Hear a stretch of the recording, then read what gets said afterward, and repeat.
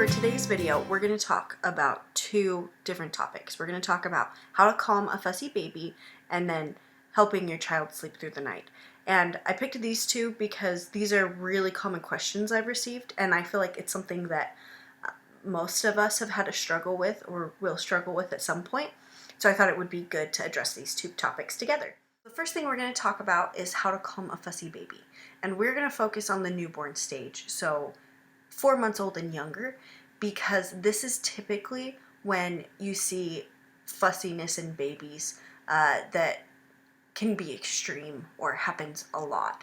And there's a couple reasons for this. So the first is called the witching hour, which is basically the hours between 5 p.m. and 11 p.m. Now, this is the time that a lot of babies will get fussy, just naturally. And this is normal.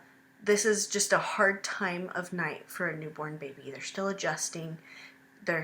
Sometimes they're still trying to figure out their days and nights, and their wake windows can get off, or they haven't really figured this stuff out, and so they can just really struggle and get really fussy during the afternoon hours of 5 p.m. to 11 p.m. There's a couple things you can do. The number one I would say, now keep in mind we're talking about newborns because newborns are a lot different than older babies. But with newborns, you don't stick to a strict schedule at all. You need to be very flexible with newborns. And so in the case of the witching hour, if your baby is just really having a hard time, it's okay. You do what you need to do to help your baby calm down.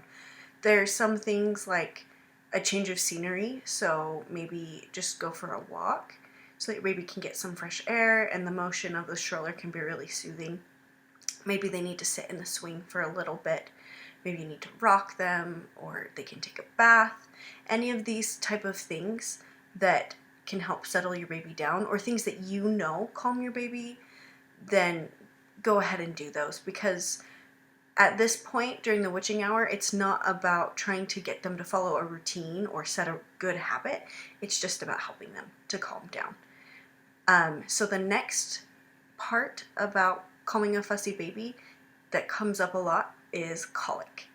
And when people hear the term colic, people think of kind of a whole array of things. Some people think that it's a actual illness that's called colic, but what colic actually is you consider a baby colicky if they cry for at least 3 hours every day for at least 3 days a week. There we go. Okay, 3 hours a day for 3 days a week for at least 3 weeks. So it's this 3-3-3 rule. And so that's when they're considered colicky, but colic is more of a general term. It's not necessarily what is causing them to be fussy. So oftentimes it isn't something medical. It's just your baby's overtired or undertired, or they got overstimulated. Anything of that sort can cause your baby to be considered colicky. If your baby has a temperament that makes them, that they're very passionate and very sensitive, they can very easily get overstimulated. So sometimes babies that are considered colicky, it's just they get overstimulated easily, and they're going to need a little bit more help to settle down because they aren't able to do it on their own at that point. There are times, though, that colic can be caused by medical conditions, and it's important to make sure that you talk to your pediatrician or your primary care physician, whoever is your child's doctor, if you're concerned about anything with their crying. It's better to talk to them, and your physician will know your child's medical history, and so they can be able to be thorough, and they can make sure that there's not something going on. Now, sometimes it is hard to know, do I call the doctor, or is my baby just having a rough time? One thing that you can do, in addition to the things that I mentioned during the witching hour, is called the 5 S's. It's a technique that was created by Dr. Harvey Karp, who wrote the book The Happiest Baby on the Block. And if you're expecting or you have a newborn, and whether this is your first child or your fifth child, this is the book that I would read. If you're going to read one parenting book, I would read The Happiest Baby on the Block by Dr. Karp. There's also, he has a movie, I believe, on Amazon Prime. It's like $5. It's definitely old school, but he demonstrates this technique really well. And it's great to have that visual of how to do it. So this here is a picture of Dr. Karp doing the 5 S's with a fussy baby. Real quick, I'll go over them in order with you guys because it is important to remember to do these in order. He talks about them being like layers of a cake that they need to build upon each other so that the baby will by degrees recognize your comforting and that they will accept it. So the first thing is to swaddle the baby or contain them, just help them feel comforted and secure. You then put them in a side or stomach position. This can be very soothing to your baby. It's important to do this though only during supervision, so don't leave your baby on their side or stomach as the safest position for them to sleep is on their back. You then make shushing sounds. The point of this is we're trying to replicate the womb for these new babies, and studies have shown that the womb is actually quite loud, even as loud as a vacuum, and so this noise is settling to them. That's why newborns especially really respond well to white noise. You then insert swinging motion. It's really more of a jiggling motion. Don't think like swinging on a swing. It's simply moving the baby's head, no more than an inch in any direction, but just a slight wiggle, and that helps to soothe them as, once again, inside the womb, they weren't completely stationary. They did wiggle around a lot, and so that motion is very comforting to them. The last part is sucking, so either give them a pacifier or give them your finger to suck on if you don't offer a pacifier. Is crying, you probably hold them close to you and you often make a hushing or shushing noise and maybe bounce them a little bit. The reason the 5S's work is because you do them a specific way in a specific order so that your baby who is really stressed out and crying can gradually recognize, oh hey, they're just trying to help. This is nice. I like the noise that they're making. I like the motion. This is calming. But sometimes babies are just screaming so loud and so frantic, they don't really notice what you're doing at first. And so if you want more details about the 5S's, I would highly recommend looking up Dr. Karp and his techniques because it has really worked wonders for me and my newborn. I've used them on him personally, and it's been a huge game changer for times when he gets really fussy or overtired. My husband has perfected the technique. He can, I would say, do it even better than I can. So that is one of the biggest things about calming your baby.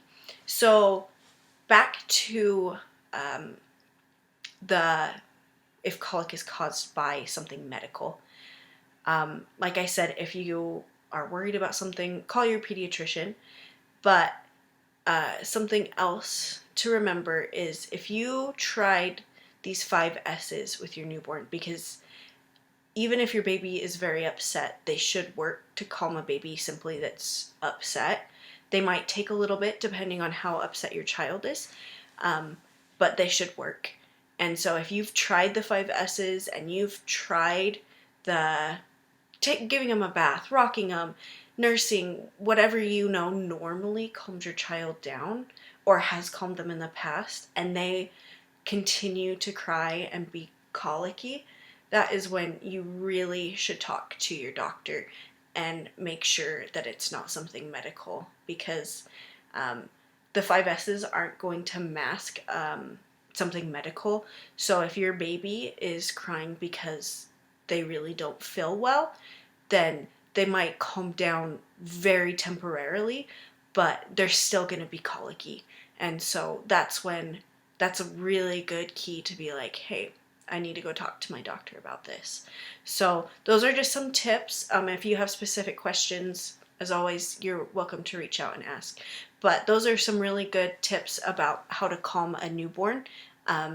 and how to deal with those really fussy times with them. Okay, so now to our other topic, which is how to help your child sleep through the night. So number one, before we get into this, as I mentioned in the other topic, is you just want to make sure that it's okay with your pediatrician. Typically, a rule of thumb is that by 6 months, most children are able to sleep through the night. But before you try and change anything, I really would talk to your pediatrician. Just check and make sure that they are fine with your child not waking to feed, because the pediatrician or your primary care physician is going to know your child's background and their health needs and whatnot, and so you just want to make sure that you got the green light and it's all good for you to help them sleep through the night. So for this, we're focusing now on a little bit older, so at least 6 months older. So the first tip is to use the technique, which is drowsy but awake. So basically this means that you put your child down to bed when they are tired, obviously, but they're still awake. And what often happens is we wait until our child is like basically falling asleep to put them to bed, which actually by that point they're actually already in the first sleep stage, and so that kind of defeats the purpose because they've already in essence fallen asleep. And so what you want to do is make sure that they're tired, but before they start doing the really heavy blinks and nodding off, because at that point they're actually already in the lightest stage of sleep. So they still seem alert, but they seem very settled and they seem very tired, is when you're going to want to try and put your child down. Now, this is obviously easier said than done, especially with an older child that hasn't really ever had to do this. It can be really hard. So one example of how to gradually do this, if you're looking for a really gradual and gentle approach, is to just each night have your child be a little bit more awake when you put them to bed. So whether it's you're co-sleeping with them, for instance, so they won't sleep without you, then each night just have them be gradually more awake when you leave. Often with co-sleepers also, they don't really like their crib. And so one thing that can help with that, it is harder as they get older, but one thing that can help is during calm times when they're happy during the day, take them to their crib to just play. So you can stay nearby and, maybe fold the laundry or just chill. So your child can still see you, so that it's still a safe place. They don't feel like you've left or abandoned them, but they can get used to that sleep space if they haven't been sleeping there, or if they seem to not like it. You can try and help them get more comfortable in the space during the day.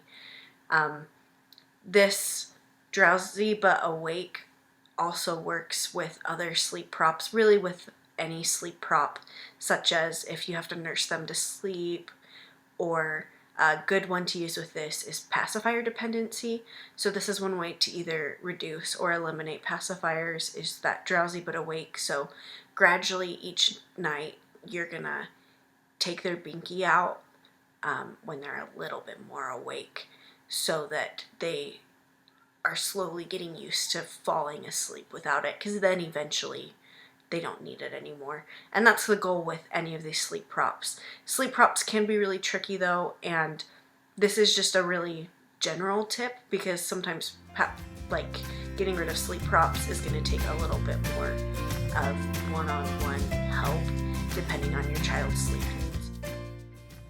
Thanks for watching, everybody. I hope you enjoyed it. If you liked it, feel free to subscribe to my channel to get more sleep tips for your little ones. I'm on Facebook and Instagram, and you can check out my website. It's peacefulnightsleep.com. Thanks!